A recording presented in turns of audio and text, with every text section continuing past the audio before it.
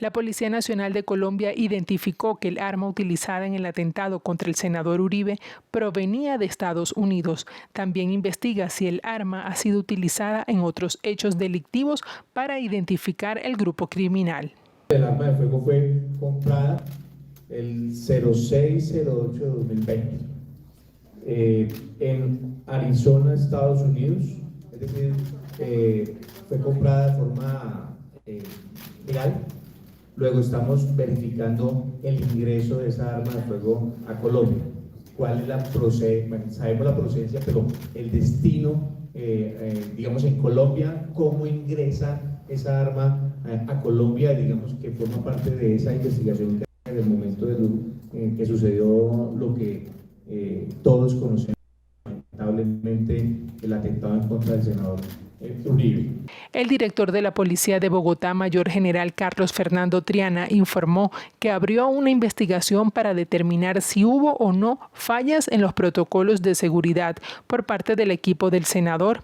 Aclaró, el celular del menor no se encontraba al momento de su captura. La Fiscalía informó que se han realizado 23 entrevistas con personas que estuvieron en la concentración, así como familiares del menor detenido.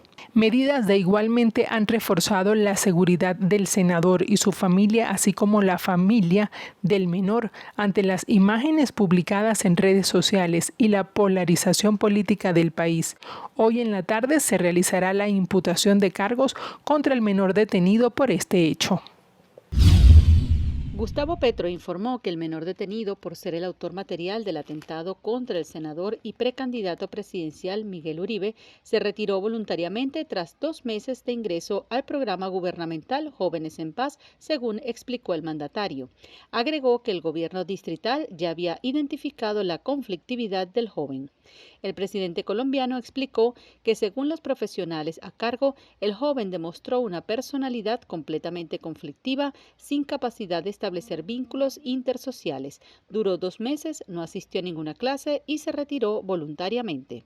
El presidente Gustavo Petro también agregó que el esquema de protección del senador Uribe fue disminuido extrañamente el día del atentado, de 7 a 3 personas. Pedí en el Consejo de Seguridad la máxima profundidad en la investigación de este hecho. Miguel Uribe Turbay continúa en estado crítico, según el más reciente boletín médico emitido por la Fundación Santa Fe de Bogotá, lugar donde se encuentra hospitalizado con escasa respuesta a las intervenciones y manejos médicos realizados, señaló este lunes el centro de salud donde es atendido.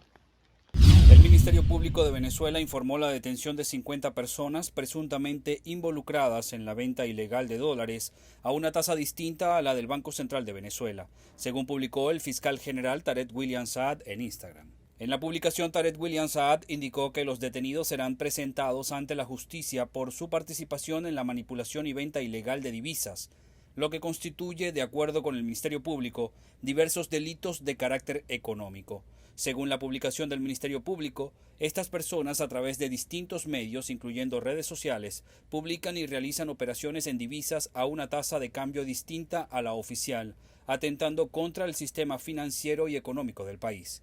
El pasado 7 de junio, la Fiscalía precisó que 26 de los arrestados ya fueron imputados por el delito de captación indebida. En esa ocasión, Saad sostuvo que estas acciones formaban parte de una estrategia para desestabilizar la economía venezolana, perjudicando a los ciudadanos.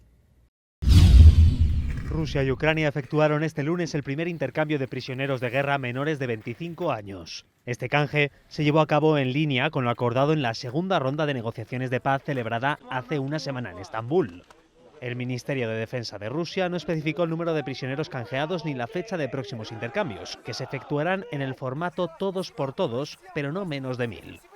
El presidente ucraniano, Volodymyr Zelensky, ha calificado el proceso de bastante complicado, ya que hay muchos detalles sensibles, afirmó, y ha explicado que las negociaciones continúan prácticamente cada día para que se haga realidad el retorno a casa de más soldados en cautiverio. Los prisioneros de guerra liberados son tanto los heridos como los menores de 25 años, como se acordó en la ciudad turca, y tiene lugar en medio de una polémica en torno a la devolución por parte de Rusia de 6.000 cuerpos de soldados ucranianos caídos en combate.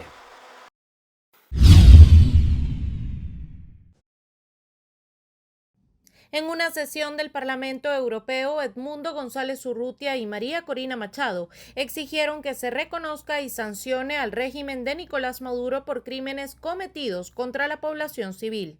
Necesitamos, sin embargo, que los organismos internacionales y las democracias del mundo reconozcan, condenen y penalicen los delitos y crímenes de lesa humanidad que este régimen criminal comete dentro y fuera de Venezuela.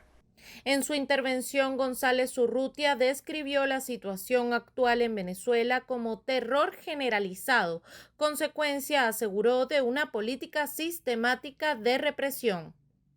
No hay familia venezolana, tanto dentro como fuera de nuestro país, que no se haya visto afectada directa o indirectamente por la actuación de un régimen brutal, empeñado en desmantelar el orden constitucional con el único fin de perpetuarse en el poder y expoliar las riquezas de la nación. Ante una sociedad como la venezolana, que contra viento y marea se mantiene firme y decidida a recuperar su democracia, la respuesta de quienes hoy usurpan las instituciones del Estado no ha sido otra que la de la reiterada violación de los derechos humanos y la perpetración de crímenes de lesa humanidad. Con extrema crueldad, el régimen procura acallar así las voces de los ciudadanos venezolanos con la intención de acallar también sus conciencias. Por su parte, María Corina Machado, quien participó de forma telemática, subrayó las cifras de la represión política. Recordó que actualmente hay 927 presos políticos en el país, de los cuales más de 200 pertenecen a partidos opositores y al menos 100 son miembros de su organización. Muchos de ellos cuentan con doble nacionalidad, como mi amiga y colaboradora Catalina Ramos, quien además de ser venezolana es también española y canaria.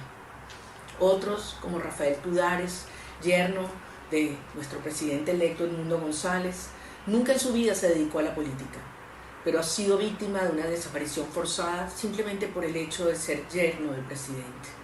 Esta situación no es nueva. Desde 2014 se han realizado más de 18.000 detenciones arbitrarias por motivos políticos en Venezuela. Más de 2.000 fueron capturados después de las elecciones del 28 de julio. Entre los que se lograron salir de cautiverio, miles han sido mantenidos bajo regímenes de presentación. Muchos han sido sometidos a torturas, excesos. Ninguno ha tenido acceso a una justicia. A juicio de Machado, la comunidad internacional tardó demasiado en aceptar la verdadera naturaleza del poder del régimen de Nicolás Maduro.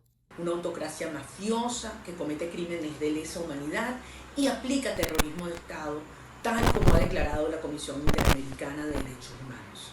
Los fraudes electorales cometidos una y otra vez por el régimen le servían para lavarse la cara frente al mundo, pero esta farsa la desmontamos para siempre el pasado 28 de julio, porque con el 85% de las actas recogidas y publicadas no hay ya excusa para reconocer la verdad sobre cuál es la voluntad soberana del pueblo de Venezuela.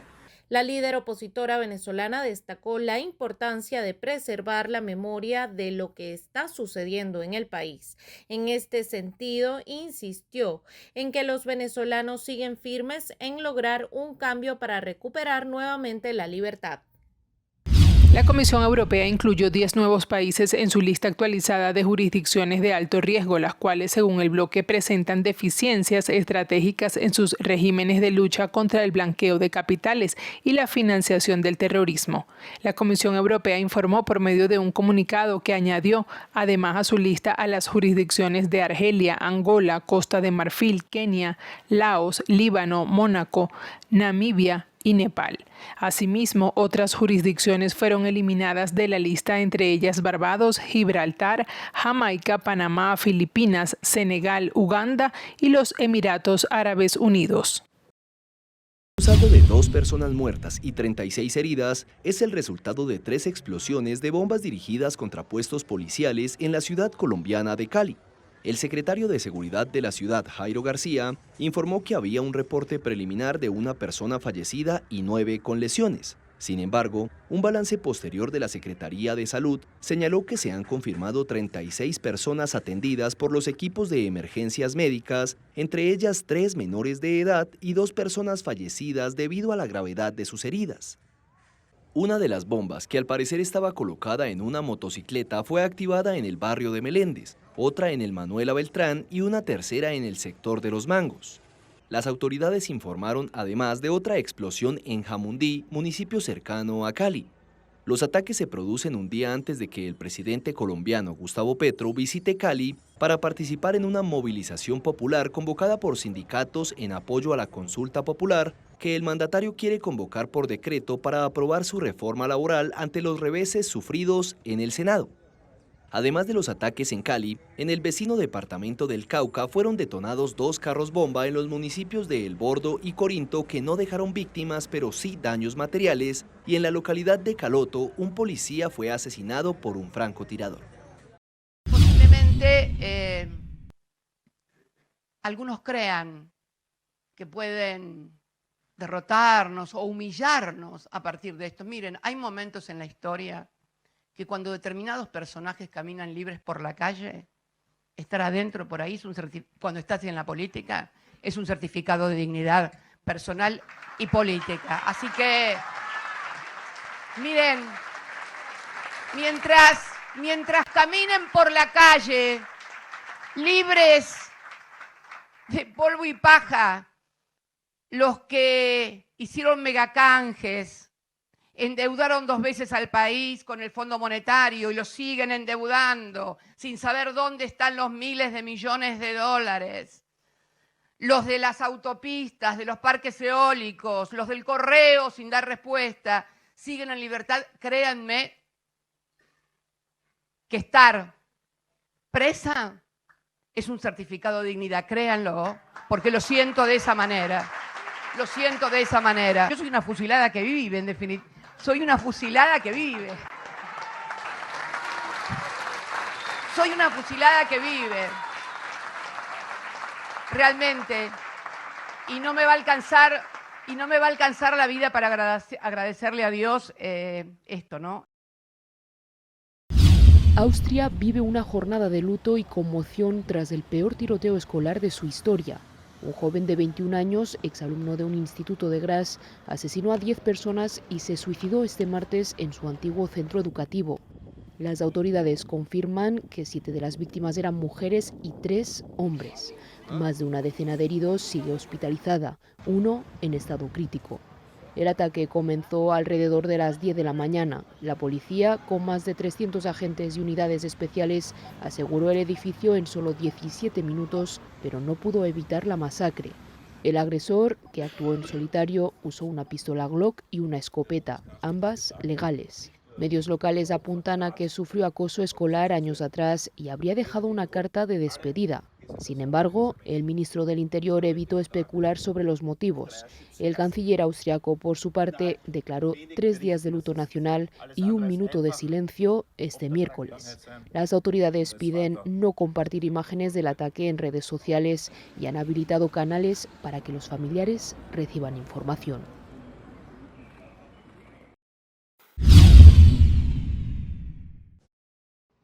La organización no gubernamental Provea señaló a través de su cuenta en X que Venezuela incumple las reglas de Bangkok de la ONU, que exigen proveer condiciones dignas, productos de higiene gratuitos y atención médica adecuada en los centros de reclusión. Esta omisión, sostiene Provea, puede constituir un trato degradante, como ha advertido el Comité Europeo para la Prevención de la Tortura. La ONG venezolana indicó que los familiares de las reclusas deben llevarle comida, analgésicos, toallas sanitarias, agua para beber y el aseo personal. Afirma Provea que el Estado venezolano se desentiende por completo, incluso de lo más básico. Recordó que al menos 2.400 personas fueron detenidas tras las presidenciales de julio de 2024. De ese total, unas 293 eran mujeres. En la actualidad señalan 92 que siguen presas por motivos políticos en un sistema que, asegura Provea, está hecho para olvidarlas. La organización no gubernamental Justicia, Encuentro y Perdón expresó su preocupación por el estado de salud de Jonathan Bravo, un adolescente de 17 años detenido en Coro, Estado Falcón, desde el 11 de enero de 2025. Mediante una publicación en la cuenta de la red social X, la ONG informó que el joven diagnosticado con trastorno por déficit de atención e hiperactividad presenta un deterioro significativo en su condición física y emocional. De acuerdo con la denuncia hecha por Francis Palencia, madre de Jonathan Bravo, el adolescente presenta fiebre persistente, abscesos supurantes, dificultad para tragar, taquicardia, presión arterial irregular, tics motores agravados por el estrés y una severa crisis emocional. Hasta el momento, según la información proporcionada, el joven no ha recibido atención médica especializada acorde con su diagnóstico. Desde la ONG Encuentro, Justicia y Perdón hicieron un llamado urgente a las autoridades para que se garantice de inmediato atención médica especializada para Jonathan Bravo, se investiguen con celeridad las condiciones de su detención y se respeten plenamente sus derechos a la salud y a la vida. La presidenta de la Sociedad Venezolana de Infectología, Patricia Valenzuela, aclaró que aunque no se han detectado en el país casos de la nueva variante NB.1.8.1, el COVID-19 sigue circulando en Venezuela, por lo cual es importante estar alerta en cuanto al virus. La Organización Mundial de la Salud hizo un llamado, una advertencia, porque se evidenció que la tasa de positividad en las pruebas para COVID-19 había aumentado, había llegado a un 11%. Eso no se veía desde julio de 2024. Esta positividad en las pruebas no es reflejo directo de un aumento de casos a nivel global, sino un llamado de atención. Es una variante que está bajo vigilancia y bueno, el llamado que se hace a los colegas, además desde la Organización Mundial de la Salud, es tratar de hacer diagnóstico. Valenzuela indicó que en la actualidad la mayoría de las pruebas para el despistaje del COVID-19 se encuentran en laboratorios y establecimientos privados de salud. Sin embargo, ciudadanos también pueden dirigirse al Instituto de Higiene Rafael Rangel. El detalle está que todas estas pruebas de detección molecular están en los laboratorios privados. En nuestros hospitales públicos no tenemos esa herramienta diagnóstica y entonces, bueno, el llamado es, por ejemplo, a tomar las muestras y enviarlas quizás al Instituto Nacional de Higiene Rafael Rangel, que siempre ha sido un laboratorio de referencia y es gratis. En el Instituto de Medicina Tropical también se puede hacer panel respiratorio, tiene un costo inferior a lo que es en el sector privado propiamente dicho, pero bueno, la intención es tratar de hacer vigilancia epidemiológica. Los síntomas observados en los casos asociados con NB.1.8.1 son similares a los de otras variantes del COVID-19. Según la Organización Mundial de la Salud, su duración habitual es entre 3 y 5 días. No son más graves los casos, no hay descrito de que sea de más gravedad o más letalidad.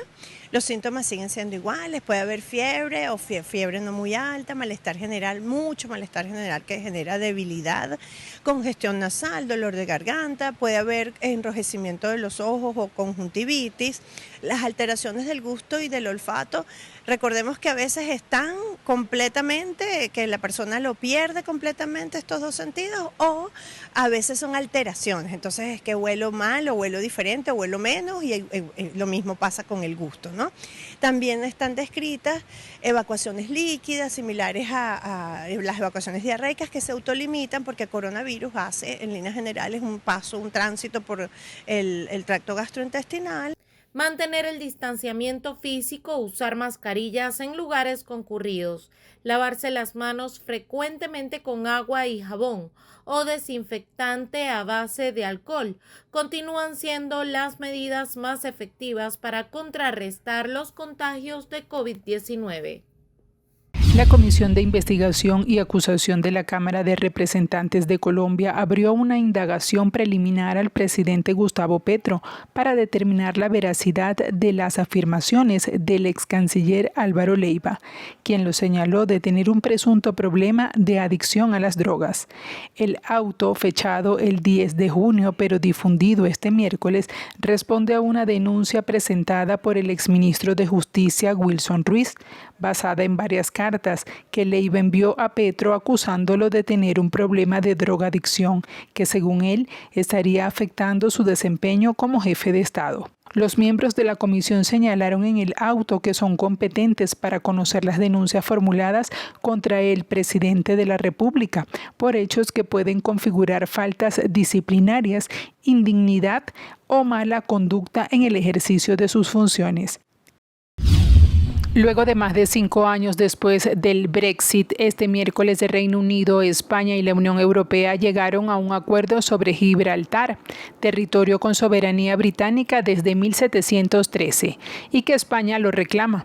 El acuerdo elimina la necesidad de controles de las personas y mercancías que crucen la frontera entre Gibraltar y España. Las revisiones de pasaportes de los viajeros que lleguen al aeropuerto de Gibraltar estarán a cargo de funcionarios gibraltareños y españoles. El acuerdo futuro salvaguarda las respectivas posiciones jurídicas de España y el Reino Unido en materia de soberanía y jurisdicción. Apuntaron las partes Bruselas a acuerdos sobre tránsito en Gibraltar. La consulta popular decretada por Gustavo Petro será el 7 de agosto, fecha en la que cumple 3 años en el cargo y comienza la cuenta regresiva para su último año de mandato. Petro justificó el decreto de esta consulta popular como la vía que pretende rescatar su reforma laboral, hundida por la Comisión Séptima del Senado en marzo, pese a que incluso destacados juristas han advertido que ese no es el camino, porque el Ejecutivo no puede expedir decretos sobre asuntos que son competencia del Legislativo.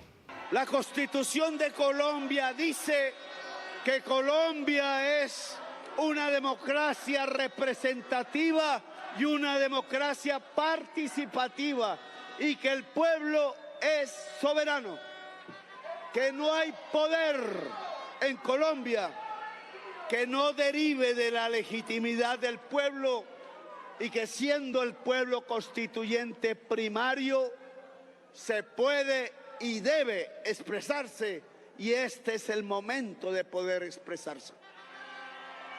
Porque el Congreso de Colombia, el Senado de la República, que sí lo hizo la Cámara, aún hoy, hasta donde sé, no quiere aprobar una reforma laboral progresista en favor de los trabajadores. Luego de conocerse la decisión del presidente Petro a la Fiscalía, llegó la primera denuncia contra el decreto presidencial por prevaricato contra los ministros que estamparon su nombre en la convocatoria, pese al no del Senado. Y en horas de la mañana de este jueves, 8 partidos políticos introdujeron una demanda de nulidad presentada ante el Consejo de Estado contra el decreto presidencial emitido por Gustavo Petro y su gabinete ministerial, por considerarlo inconstitucional. Los partidos Cambio Radical, Centro Democrático Conservador, la U, Colombia Justa Libres, Verde Oxígeno, Liga Anticorrupción y Liberal, los denunciantes argumentan que la decisión presidencial vulnera el Estado social de derecho al no contar con el concepto previo favorable del Senado, tal como lo establece la Constitución colombiana. El presidente Gustavo Petro ha expedido un decreto que va en contra de la Constitución y que pone en riesgo la democracia. Es un autogolpe de Estado. Se trata de un acto abiertamente ilegal. Es por eso que vamos a demandar ante el Consejo de Estado la nulidad de este decreto por falsa motivación y violación del artículo 104 de la Constitución. Presentaremos denuncia penal por prevaricato en contra del presidente en la Comisión de Acusaciones de la Cámara de Representantes, pues nadie está por encima de la ley. También denunciaremos penalmente por prevaricato a los ministros que firmaron este acto ilegal. La ley es para todos, sin excepción. Así defendemos la democracia y el futuro del país. Seguimos actuando con firmeza y dentro de la ley. En un comunicado conjunto, ambas cancillerías informaron que retomarán los servicios consulares en Caracas y Montevideo para atender las respectivas comunidades, como resultado de un trabajo coordinado entre ambas partes. Este anuncio se produce luego de que el ministro de Relaciones Exteriores de Uruguay, Mario Lubetkin, expresara la urgencia de crear un canal que permita facilitar las gestiones bilaterales. El canciller uruguayo había indicado el pasado martes que el hecho de no contar con un mínimo de relaciones consulares con Venezuela estaba dificultando sus gestiones con ese país y aclaró que no se trata de restablecer relaciones diplomáticas, sino de encontrar algún tipo de mecanismo consular. Lubetkin enfatizó que su país busca acelerar procesos y que es necesario intensificar nuestros esfuerzos en este aspecto, sin que ello implique reanudar vínculos a nivel diplomático, los cuales permanecen rotos desde la anterior administración de Luis Lacalle Pou, quien adoptó una línea crítica frente al régimen de Nicolás Maduro. La ruptura alcanzó su punto más crítico en julio de 2024, cuando el oficialismo venezolano exigió la salida inmediata de los representantes diplomáticos de Uruguay y otros 6 países, tras sus cuestionamientos a la legitimidad del proceso electoral organizado por el Consejo Nacional Electoral. Las autoridades indicaron que los ciudadanos de Cuba, Haití, Nicaragua y Venezuela beneficiados con el parole humanitario deberán abandonar el país si no han obtenido un estatus migratorio legal. Según el comunicado, la decisión entra en vigencia de inmediato. El Departamento de Seguridad Nacional estadounidense informó que los avisos están siendo enviados al correo electrónico proporcionado por cada solicitante. Igualmente informaron que la autorización de empleo basada en la libertad condicional fue revocada. Las autoridades también instaron a los afectados a salir del país de manera voluntaria, utilizando la aplicación móvil CBP Home, lo cual les permitiría recibir asistencia para el viaje y un bono de salida de $1,000 al arribar a su país de origen.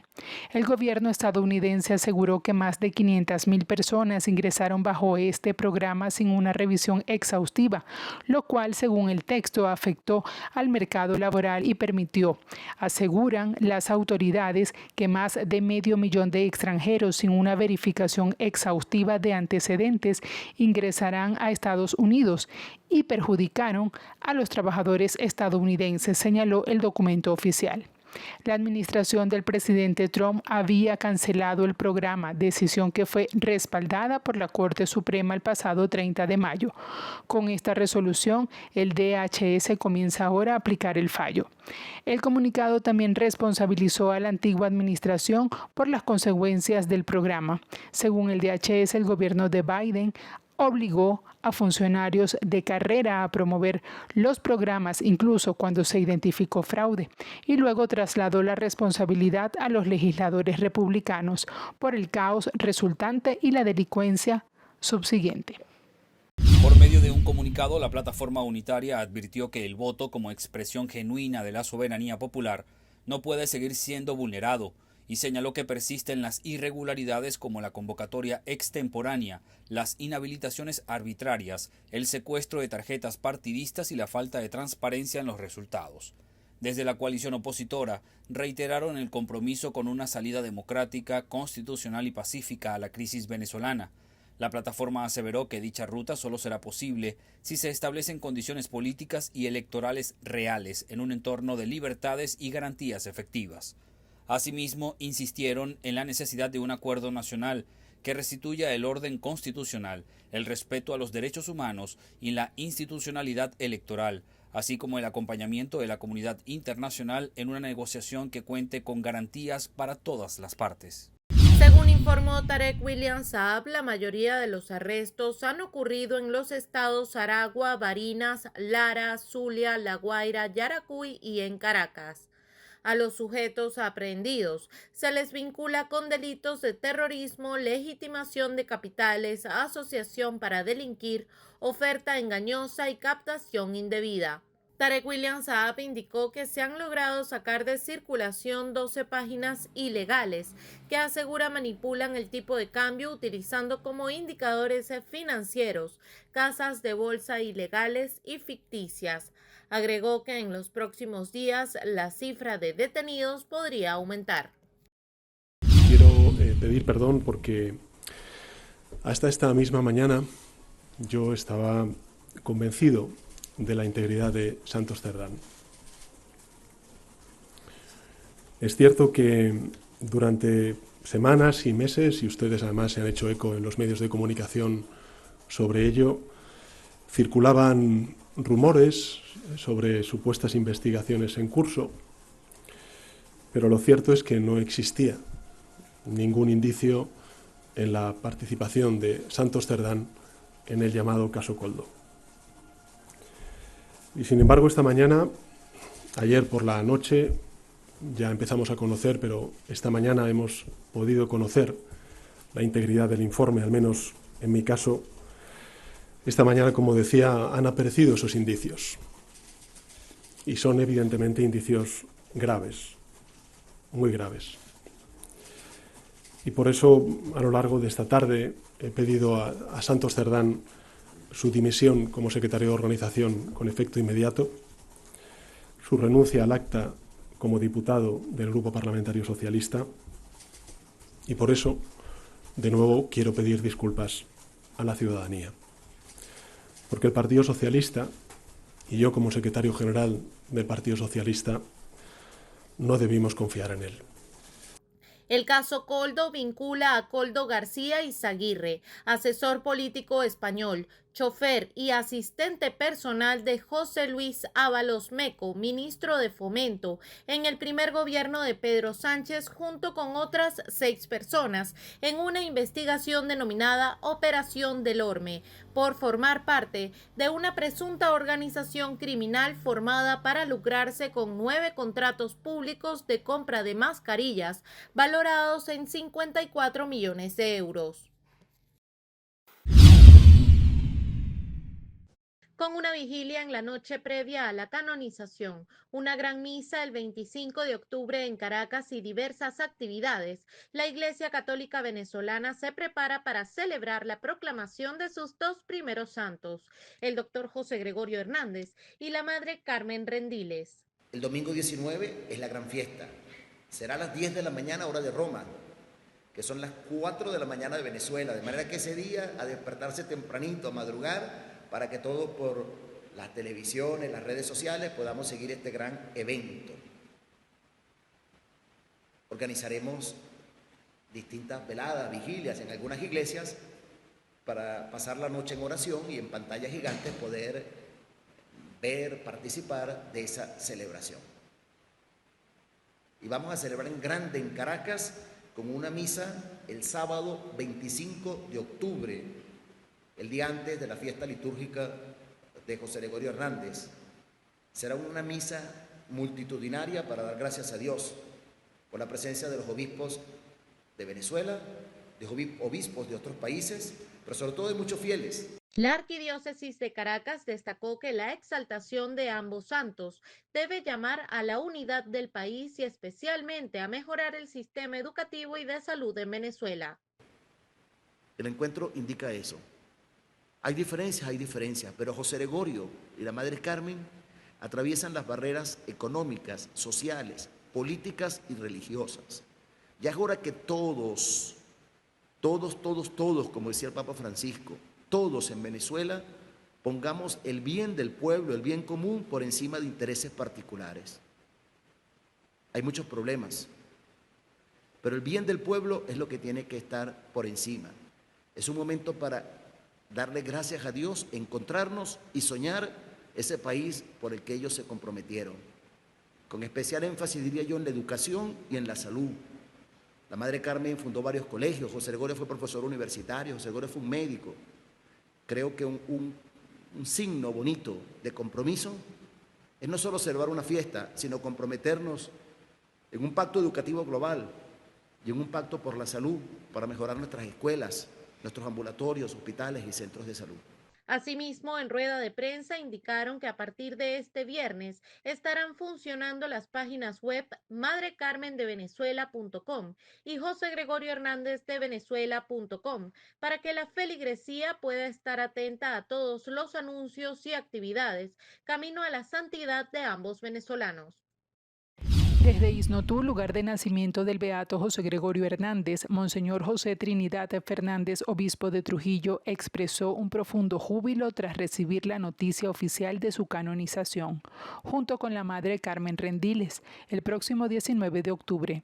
El obispo de Trujillo emitió un decreto luego de haberse conocido la fecha de canonización, donde se debe proceder el repique de campanas en todas las iglesias y casas religiosas, izar la bandera pontificia en todas las dependencias eclesiásticas, así como una celebración eucarística esta tarde en el santuario de José Gregorio Hernández en Isnotú. Por ello, el júbilo que sentimos todos en Venezuela, pero más aquí en Trujillo, de tener ya esta fecha para la canonización. Ese día será también luego de 60 años de preparación que ha tenido esta iglesia con Monseñor José León Rojas Chaparro y todos aquellos que han conformado que este lugar de Isnotú sea el punto de referencia para la fe en nuestra iglesia venezolana, en este gran santo José Gregorio Hernández. Por ello es importante resaltar que ese día de la canonización se tendrá aquí en Isnotú una gran celebración. Se traerá en hombros a nuestro santo José Gregorio Hernández, desde Valera hasta aquí, hasta este templo, hasta este lugar donde él nació. Es un día de gozo, de alegría, por este acontecimiento tan importante para toda la iglesia de Trujillo, para toda Venezuela. Que Dios bendiga siempre la vida de los trujillanos y trujillanas y que el Señor nos ayude siempre a edificar su casa. La canonización de José Gregorio Hernández se realiza en el mismo mes de su nacimiento, cuando cumple 161 años, el 26 de octubre de 1864. Trujillo y Venezuela se preparan para que el legado de José Gregorio siga trascendiendo fronteras. De acuerdo con Mariana González, hija de Edmundo González, el jueves 12 de junio estaba prevista una audiencia preliminar enmarcada en un proceso penal que su esposa Mariana González califica como inconstitucional y carente de garantías. Recordó que Tudares fue arrestado el 7 de enero mientras llevaba a sus hijos al colegio y desde entonces permanece en desaparición forzada. En publicaciones anteriores, González ha insistido en que su esposo no ha cometido delito alguno y que su detención responde a motivos políticos. Tudares fue interceptado por hombres encapuchados que lo sacaron de su vehículo y abandonaron a los nietos de González Urrutia en la calle. Human Rights Watch enmarca esta detención dentro de un patrón de desapariciones forzadas ocurridas tras las elecciones presidenciales de julio de 2024, donde también reportaron al menos 25 muertes durante protestas. El régimen ha recibido derrotas demoledoras en los últimos meses y días. Perdieron todo respaldo popular y su sistema de control social y movilización popular ha colapsado. La libertad de Venezuela representa la libertad de todo el continente. El futuro de la democracia de este hemisferio se está labrando en tierra venezolana. Una vez que saquemos al régimen criminal de Maduro, vamos a liberar a Cuba.